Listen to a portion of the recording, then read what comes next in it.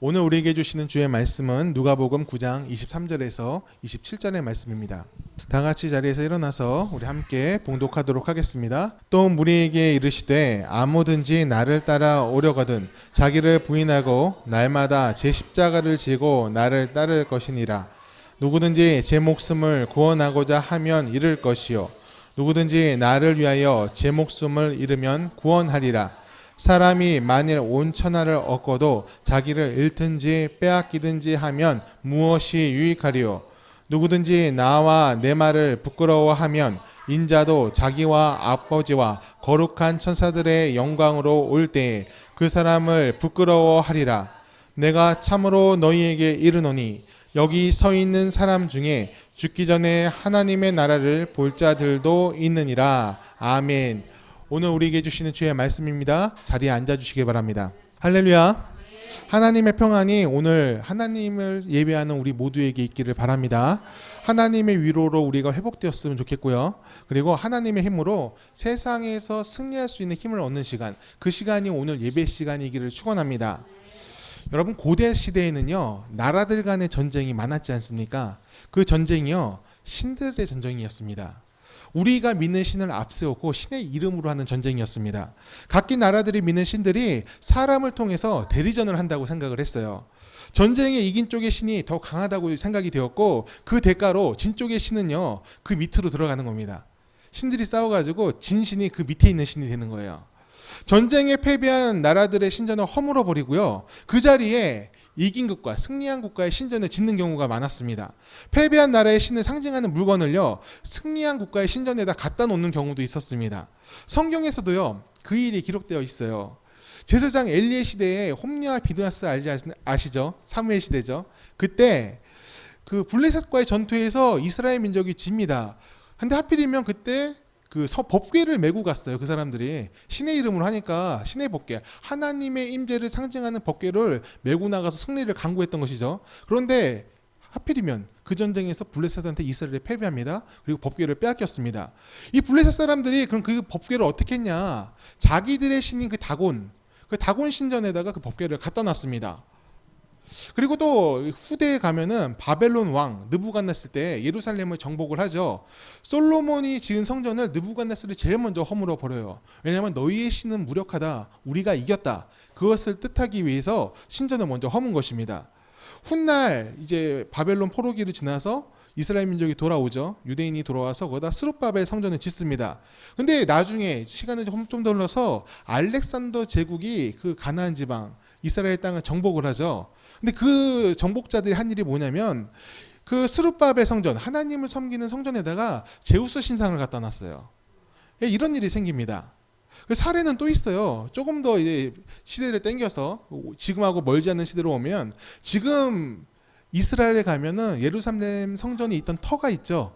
터가 있고 지금은 통곡의벽 하나 남았다고 그러죠.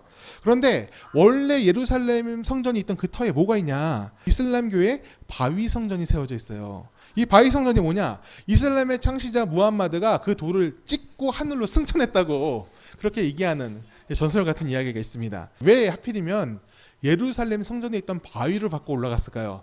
죽은 곳은 아주 먼 곳인데 저쪽 메카라는 곳에서 죽었는데 왜 여기까지 와서 그 영혼이 찍고 올라갔을까요? 이유가 있는 거예요. 신들의 싸움에서 누가 승리했는지, 또 종교 간의 전쟁, 그 전쟁에서 이슬람이 이겼다, 그것을 알려주기 위해서 다른 종교의 성지를 나의 성지, 그 종교의 성지로 바꿔버리는 작업을 했던 것입니다. 이런 일은요, 이 종교 간의 전쟁 같은 이런 분위기는요, 오늘날에도 이어지고 있습니다. 예전에 어느 대학에 있던 부처님 그 상을 한다, 불교 대학이겠죠? 거기에 어느 기독교인들이 가가지고 그 목을 자르는 일이 있었습니다. 목을 자르고 거기다 빨간색 페인트를 끼얹고 거기다가 예수천당 불신족이라고 써놨어요. 이게 엄청난 이슈가 됐었죠.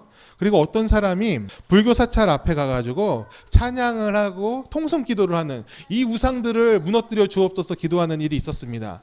뉴스에 되게 크게 나왔죠.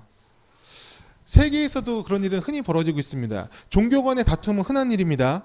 다수의 종교가 소수의 종교를 핍박하는 것, 우리는 뉴스를 통해서 어렵지 않게 그것을 접하고 있습니다. 여러분, 왜 이런 일이 이 시대를 불문하고 오래전 고대부터 지금까지 반복되고 있을까요? 그 사람들의 생각 속에선 이 신들의 전쟁이 아직 끝나지 않은 겁니다. 자신의 종교가 다른 종교보다 우월함을 나타내야 되고 또 힘의 과시를 통해서 그 종교의 유일함을 우수성을 입증하려는 사람들이 지금도 존재를 합니다. 우리도 한번 생각해 볼 필요가 있습니다. 이 일을요, 하나님께서 정말 기뻐하실까요? 부처님의 머리를 자르고 그리고 불교 그 법당 앞에 가가지고 찬양하고 기도하면서 회개하라고 외치는 그 모습을 진짜 우리 하나님께서 기뻐하실까요? 하나님께서는 이 고대 시대부터 이어져 온 이 신들의 싸움, 종교의 싸움을 어떻게 보고 계실까요? 이 점을 한번 생각해 봤으면 좋겠어요. 하나님의 법궤를 빼앗겨서 이 다곤 신전 앞으로 갖다 놨어요. 블레셋 사람들이.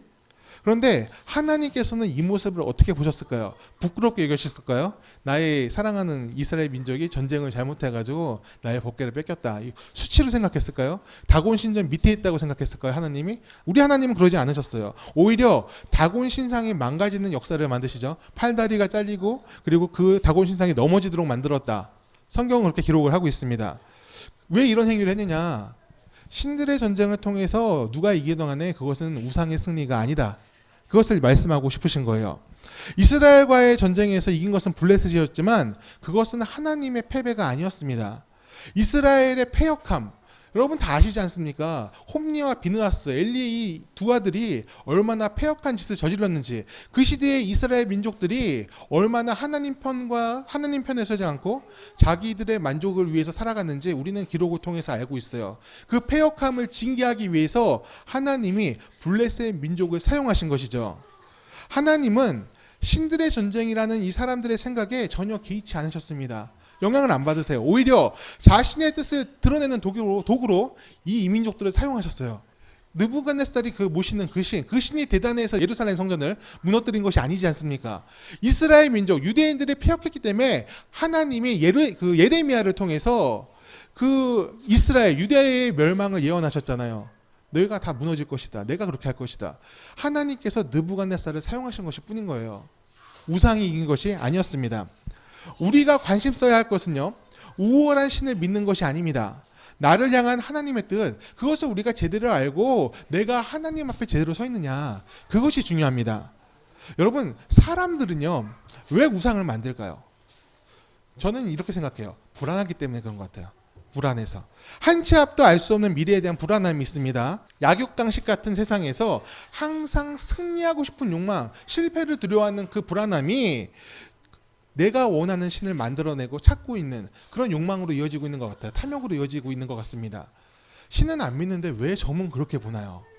이상하잖아요. 어떤 권사님이, 이분 믿음이 그렇게 좋은 분은 아닌 것 같은데, 자기 자녀의 미래가 너무너무 불안해서 그냥 기도를 하러 가지.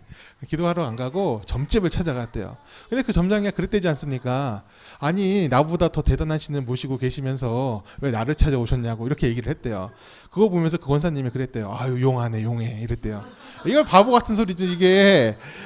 나보다 더 점치는 그 무당이 모시는 신보다 더 대단한 신이 있다며, 내가 믿는 하나님이라며 그분이. 근데 거기다 대고 용하다 그러면 어떡합니까?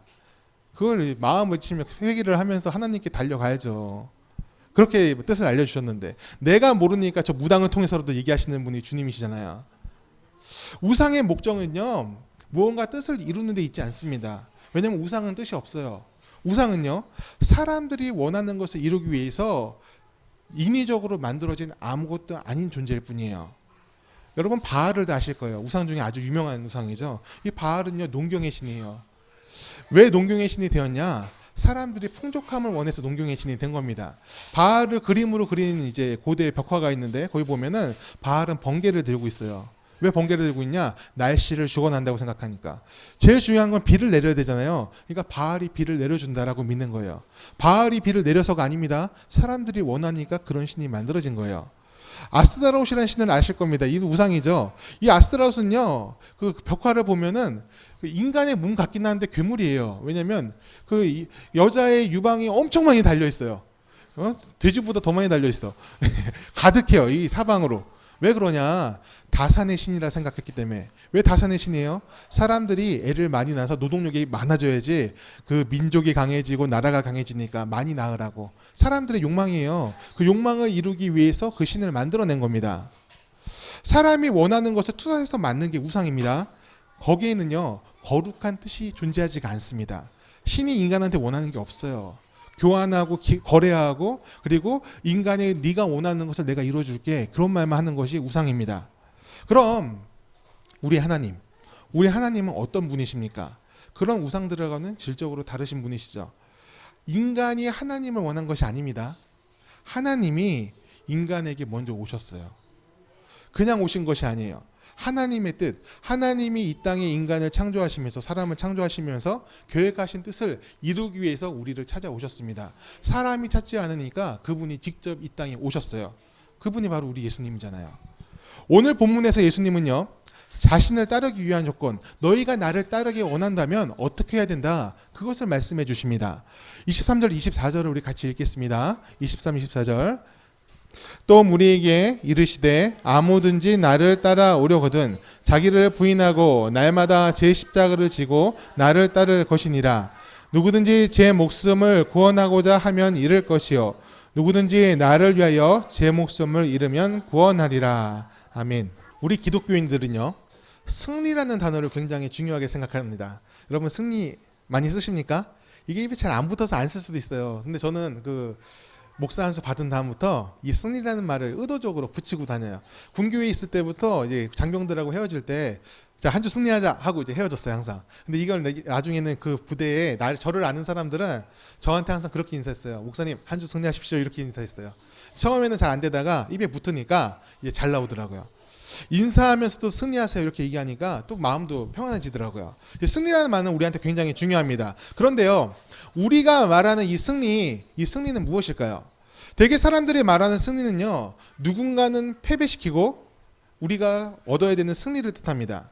다른 사람의 것을 빼앗아오고 누르고 밟고 올라서는 것, 그것을 승리라고 얘기를 해요. 1등이 있으면 꼴찌가 있는 거고 2등, 3등 다 줄 세우는 거 아닙니까? 그 중에서 1등을 승리한 사람이다 이렇게 얘기를 하는 게 보통의 승리입니다. 하지만 우리 기독교인들이 말하는 승리는 이것과 굉장히 많이 다릅니다.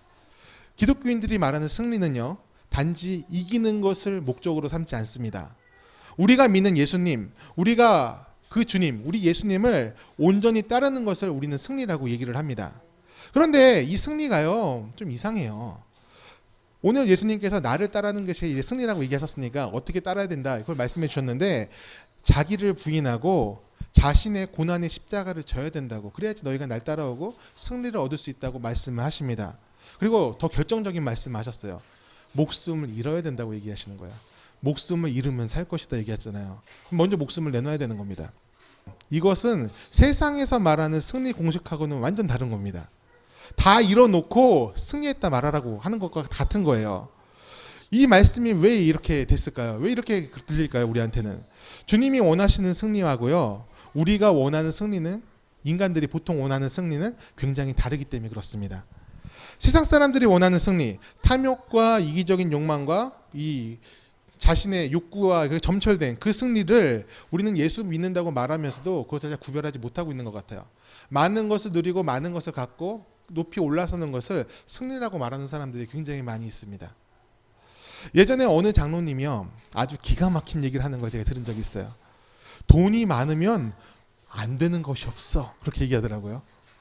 그리고 이제 청년들이 모였을 텐데 청년들한테 이렇게 얘기해요. 돈 많이 벌고 그래서 하나님을 위해서 써, 이렇게 얘기를 하더라고요. 얼핏 보면 그냥 맞는 것 같아요. 맞는 것 같고, 아 그래 돈 많이 벌어서 이제 잘 쓰라 이렇게 들리고, 자기 많이 썼다 이렇게 자랑하는 것 같기도 하고. 그 장로님이 저는 이제 얼마나 돈을 썼는지 잘 모르겠어요. 이제 많이 썼겠지 그렇게 얘기할 정도면. 그런데 그때 무슨 생각이 들었냐면, 저게 진짜 은혜일까 이런 생각이 들었어요. 이게 은혜가 아니라 만몬일 확률이 꽤 높겠다, 그런 생각이 들었습니다. 돈의 신이잖아요, 만몬이. 돈이 있으면 다 된다, 이게 돈의 논리 아닙니까? 만몬이 얘기하는 거예요. 나한테 바치면 내가 더 많이 채워줄게, 만몬이 얘기하는 겁니다. 근데 그게 교회 안에도 이제 저런 식으로 들어올 수도 있겠다, 그런 고민이 생겼습니다. 하나님은요 돈이 많고 적음을 통해서 일하시는 분은 아닙니다. 하나님의 뜻을 품고 하나님의 뜻을 존중하는 사람을 통해서 자신의 일을 하십니다. 할렐루야. 이게 중요한 거예요. 왜냐? 물질이 뭐냐, 돈이 뭐냐, 그것을 우리는 규정을 분명히 해야 돼요. 돈이 나를 이끄는 것이 아니라 돈을 통해서 우리가 돈을 써야 된다면 그것은 도구가 되어서 하나님의 영광을 드러내야 되는 거예요. 물질은 도구고요. 과정일 뿐입니다. 그런데 그 물질만 있으면 모든 것을 할 수 있다. 그 생각이 우리의 영혼 가운데, 우리 삶 가운데 스며들어 있다면 우리는 하나님을 믿는 것이 아니라 만몬을 따라가고 있을 확률도 꽤 큽니다. 하나님의 방법이 아니라 세상이 추구하고 원하는 그 탐하고 있는 욕망 가운데 우리가 놓여 있을 확률이 있어요. 제가 이렇게 말하면 꼭 이렇게 질문하는 사람들이 있어요. 물질은요 꼭 필요한 거 아니에요? 돈은 있어야 되잖아요. 목사님도 돈 필요하잖아요. 맞아요. 돈 필요해요. 필요한데 세상이 또 그렇게 돌아가고 우리도 그 세상에 속해 있지 않습니까? 그렇다면 우리도 그 물질이 필요한 거죠. 세상을 살려면은. 그런데 필요한 만큼 쓰며 사는 것과 그것 때문에 산다고 얘기하는 건 다른 문제입니다. 그게 목적에 대해서 그것을 많이 성취하면은 뜻을 이룰 수 있다고 얘기하는 것 자체가 이거 왜곡된 거라는 거예요. 내가 하나님을 위해 일하려면 물질이 많아야 된다. 물질을 많이 쓰면 하나님의 일을 더 많이 할 수 있다. 이렇게 말하는 것 자체가 하나님의 일이 아닐 확률이 있다는 거예요. 우리 주님께서는 어떤 사람을 쓰십니까? 되게 극한 환경에 놓여 있는 사람들 쓰세요. 잘나고 많은 것을 갖추고 그리고 세상에서 뭐 그 능력을 인정받는 사람보다도 하나님 앞에서 세상 앞에서 초라해 보이는 사람을 많이 쓰십니다. 왜 그러세요? 네가 했다고 말 못하게 하시려고 하는 거예요. 내가 했다. 하나님이 하셨다. 이 얘기가 고백 듣고 싶으신 거예요. 사람이 교만 가운데 빠지면 주의 뜻을 가립니다. 그것을 주님께서 싫어하십니다. 그렇기 때문에 하나님께서는 약한 사람들을 쓰세요. 대표적으로 구약성경에 보면 선지자 아모스가 나와요. 근데 이 사람은 농부였습니다. 근데 이 농부를 왜 선지자로 쓰셨을까요? 글도 잘 못 읽어요. 그런데 이 사람이 선지자가 되었어요. 그 이유는 딱 하나예요. 하나님의 말씀을 청종하는 자가 없었다는 겁니다. 선지자가 없던 시대가 아닙니다. 그 당시에 성전도 있었고 그곳에서 일하는 제사장들도 있었고 또 하나님의 이름으로 말씀을 선포하는 사람들이 많았습니다. 그런데 그 사람들 다 제끼고 아모스한테 임하셨어요. 제일 약한 사람 남유다의 농부를 북이스라엘로 보내서 하나님의 말씀을 선포하게 하셨습니다. 가장 약한 자를 들어쓰신다. 그 법칙에 아주 충실하게 행하신 것이죠. 하나님의 뜻에 관심이 없다면 주님께서는 사용하지 않으십니다. 세상의 방법으로 주님의 일을 하려고 한다면 하나님께서는 열매를 주지 않으십니다. 하나님의 방법으로 하나님의 말씀을 청종하며 주님의 뜻에 관심을 둔 자, 그 사람을 주님께서 찾고 계십니다. 25절 말씀을 같이 한번 읽겠습니다. 25절입니다. 사람이 만일 온천하를 얻고도 자기를 잃든지 빼앗기든지 하면 무엇이 유익하리요? 우리 그리스도인들이 말하는 승리는요, 하나님 안에 있을 때 이루어집니다. 온천하를 얻어도 하나님을 놓치면 우리 스스로가 없어지는 것과 다르지가 않습니다. 여러분 로또 당첨되길 원하십니까? 전 됐으면 좋겠는데. 그래서 되면 좋죠. 일주일에 한 장 정도 사는 거 어떻게 생각하십니까? 뭐 괜찮죠. 괜찮은데 되면은 하나님이 나를 사랑하시는 거고 안 되면은 내 삶에 관심이 없다라고 혹시 생각하십니까? 이건 오바죠. 그래서 이거는 완전 와곡된 거죠. 나를 잃어버린 거. 근데요, 여러분 웃으셨는데 생각보다 이렇게 생각하는 사람이 많아요. 여러분 말은 그렇게 안 해요. 그런데 이렇게 얘기해요. 하나님, 이 로또가 되면요, 제가 11조도 할 거고요, 주님의 일을 더 열심히 할게요. 그러니까 한 방 주세요. 의외로 있다니까요. 이런 제 주변에서도 벌써 전 여러 만났어요. 기도하면서 로또 사고 있다고. 물론 기도는 할 수 있겠죠. 좋은 데 쓰겠다고. 그런데 이게 되면 주의 일을 하겠다고 말하는 거, 그건 아니라는 거예요. 되든 안 되든 주시면 복이지만 아니어도 복이 아닌 건 아니라는 거예요. 우리의 복은 뭐예요? 하나님이 오늘 나와 함께 하시는 거잖아요. 그 주님 따라가면서 주의 선한 일을 오늘 내 삶의 지경에서 주님께서 허락하신 공간에서 그 뜻 안에서 하나하나 열매 맺는 거, 그게 주님의 일 아닙니까? 그렇게 나가야죠. 뭐가 있으면 하고, 특히 물질이 있으면 하고 물질이 없으면 못하고, 그렇게 나누는 것 자체가 하나님의 방법이 아니라는 것입니다. 우리는 하나님 안에서 진정 우리가 이루어야 하는 열매와 나아가야 할 삶, 그것을 발견할 필요가 있어요. 주님 안에 있을 때만 그것을 발견할 수가 있습니다. 그런데 이게요, 참 어렵습니다. 세상은 끊임없이 우리한테 유혹을 주고 또 시험을 던지며 세상 사람들처럼 살라고 얘기를 합니다. 세상에 섞여 살면서 이 마음의 중심을 지키는 것, 이것이 너무나 어렵습니다. 그렇다면 우리는 어떻게 마음을 지키며 살 수가 있을까요? 교육전도사 시절에 이제 그때 수요일날 금요일날 예배가 있지 않습니까? 교회에서 그때 이제 전도사들이 돌아가면서 찬양 인도를 했어요. 그런데 그때 굉장히 인상적이었던 여자 전도사님이 한 분 계세요. 어떻게 찬양 인도를 하면요 계속 울어요. 계속 울어. 중간에 찬양 인도하다가 울고 멘트하다가 울고 울다가 멘트를 못하는 경우도 봤어요. 그 흐름이 막 끊어지는 거죠. 그 모습을 보면서 제가 속으로 이렇게 생각했어요.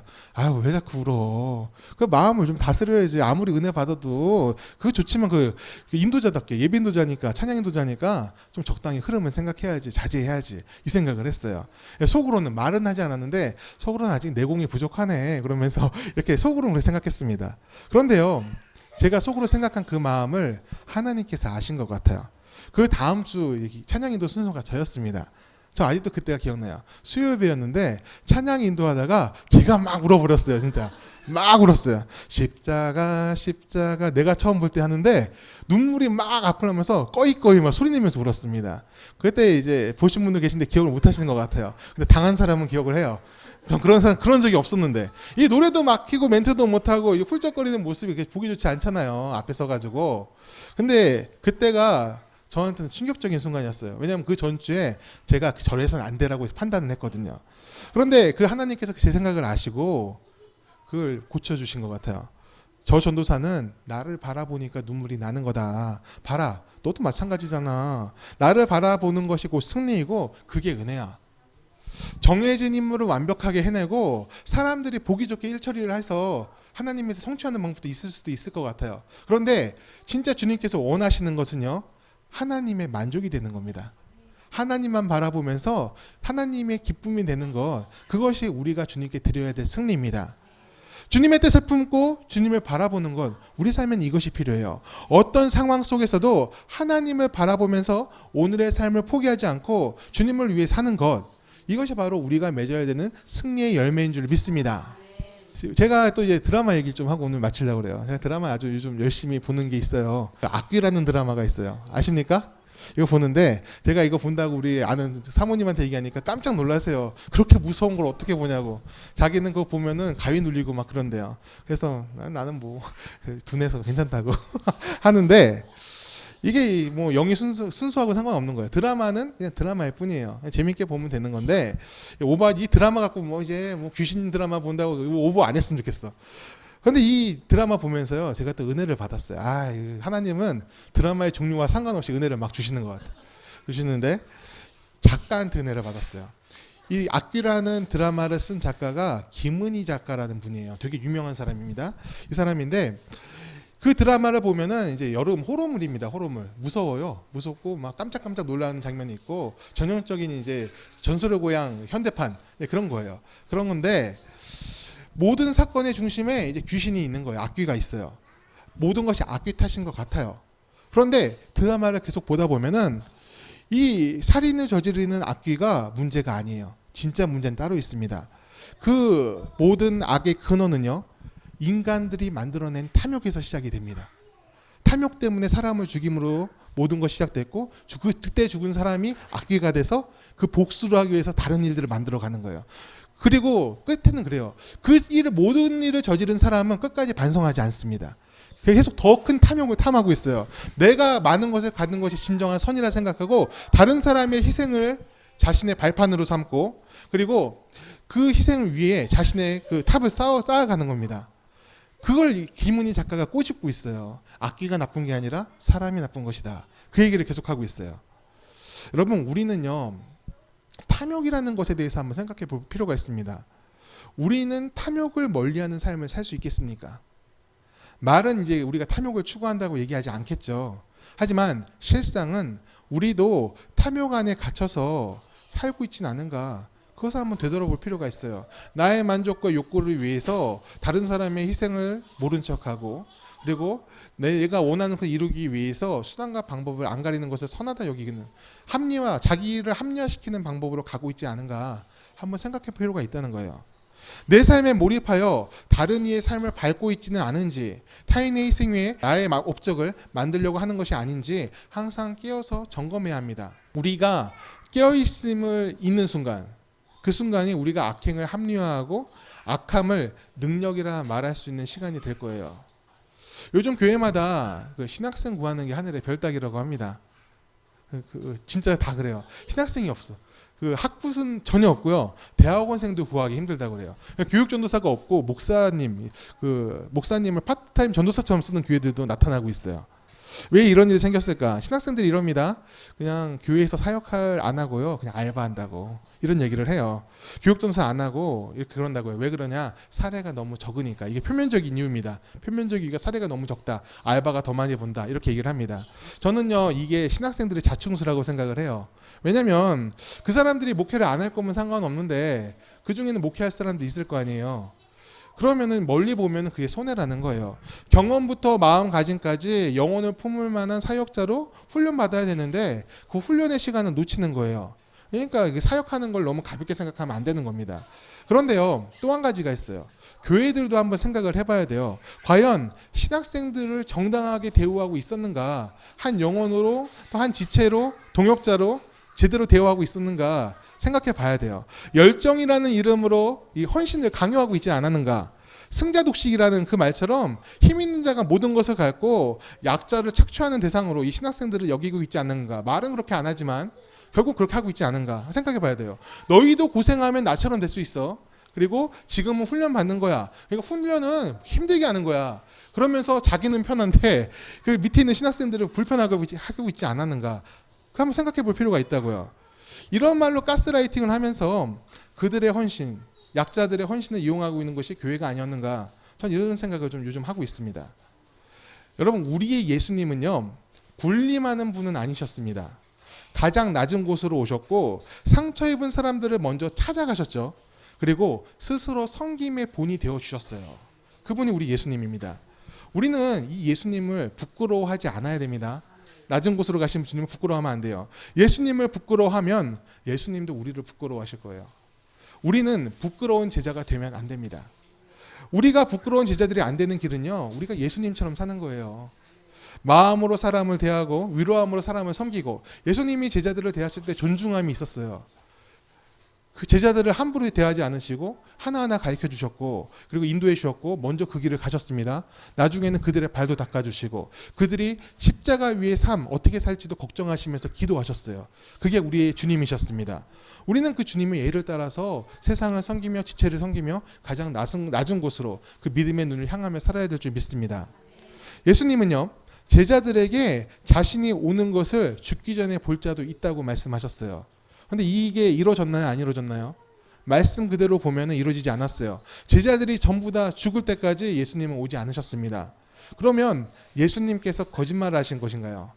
예수님은 거짓말 하시는 분이 아니잖아요. 한번 말씀하시면 지키시는 분이잖아요. 그렇다면 이 말씀에는 의도가 있다는 거예요. 신학적으로 이 말씀을 뭐라 부르느냐? 지연된 종말이라고 부릅니다. 지연된 종말. 의도적으로 주님께서 그 종말을 지연시키고 계신다. 하나님 나라가 이 땅에 오는 것은 세상의 멸망을 뜻하는 것이 아니죠. 이 땅이 주님의 나라가 되고 구원받는 자와 구원받지 못하는 자가 이제 분명히 나눠지는 시간이에요. 역사의 시대가 끝나고 하나님의 시대가 열리는 겁니다. 그런데 여러분, 그 시대가 빨리 왔으면 좋겠습니까? 아직 안 왔으면 좋겠습니까? 어떤 사람은 그러더라고. 어린 청년, 옛날에 어떤 청년이 그러더라고. 늦게 오셨으면 좋겠다고. 왜 그러냐? 좀 더 누리고 싶은 게 많대. 자기는 다 빼앗긴다 생각했나 봐요. 이건 근데 잘못된 이해하고, 다른 청년은 이런 얘기를 했어요. 늦게 오셨으면 좋겠다고. 왜냐? 내 가족이 아직 구원 못 받았다고. 그 얘기를 하더라고요. 이거예요. 예수님께서 늦게 오신 이유, 아직 구원 못 받은 사람이 너무 많은 겁니다. 주님께서 그들을 사랑하세요. 우리도 사랑하시고 이 세상 사람, 예수님 모르는 사람까지도 다 사랑하세요. 그러니까 늦추고 계시는 거예요. 우리한테 시간을 주고 계시는 거예요. 너희가 믿음을 나타내라. 너희가 나의 이름을 전하라. 너희가 누리고 있는 구원을 저들도 누리게 하라. 얘기하고 계시는 겁니다. 우리는 그 주님의 뜻에 대해서 귀를 기울여야 돼요. 이 세상은요, 정말 강팍한 세상이에요. 악인이 너무 많아요. 전 뉴스 볼 때마다 깜짝깜짝 놀래요. 그리고 저희 동역자들이 고생하는 이야기 들을 때마다, 야, 진짜 이런 세상에서 어떻게 사나 걱정도 많이 됩니다. 뭐 저 자신도 그랬고요.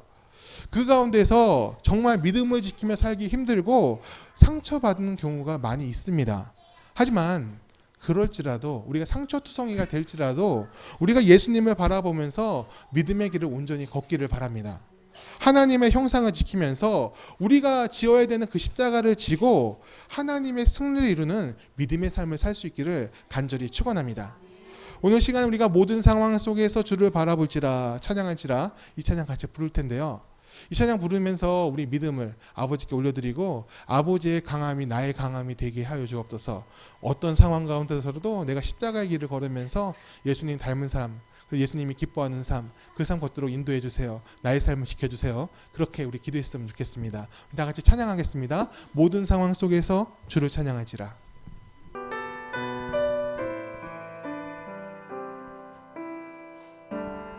모든 상황 속에서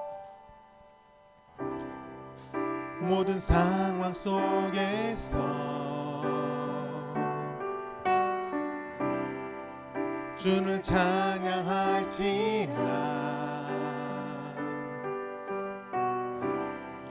주는 너의 큰 상급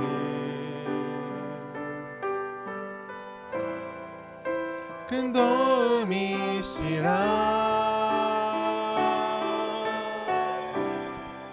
주의 얼굴 구할 때 주의 영을 부사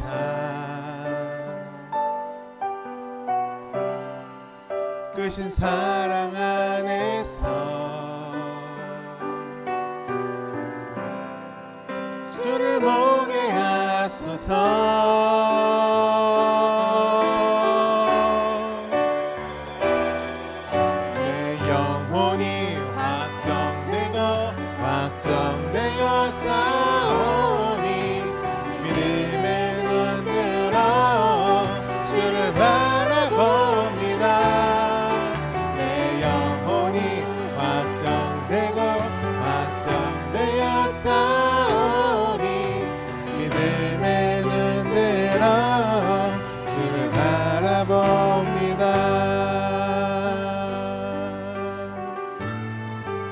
모든 상황 속에서 주를 찬양할지라.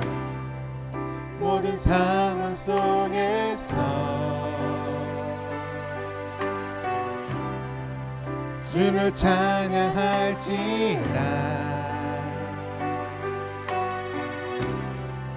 주는 너의 큰 산이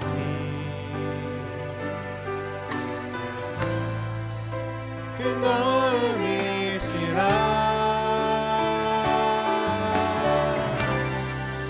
주의 얼굴 구할 때 주의 영을 부으사 크신 사랑 안에서 주를 보게 하소서.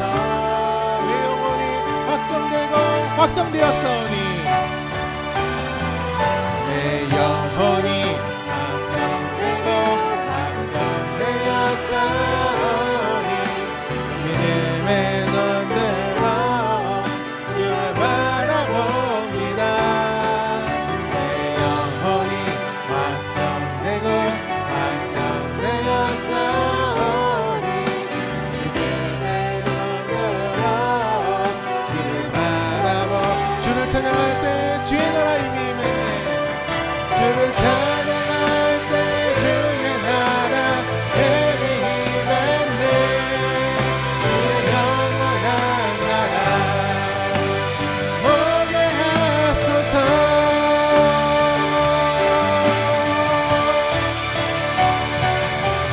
내 영혼이 확정되고 확정되었사오니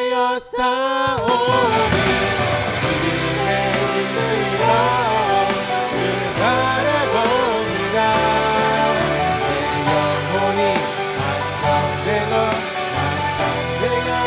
확정되었사오니 믿음의 눈으로 바라봅니다. 내 영혼이 확정되고 내 영혼이 확정되고 확정되었사오니 믿음의 눈으로 주를 바라봅니다. 내 영혼이 확정되고 확정되었사오니 믿음의 눈으로 주를 바라봅니다. 믿음의 눈으로 주 바라봅니다.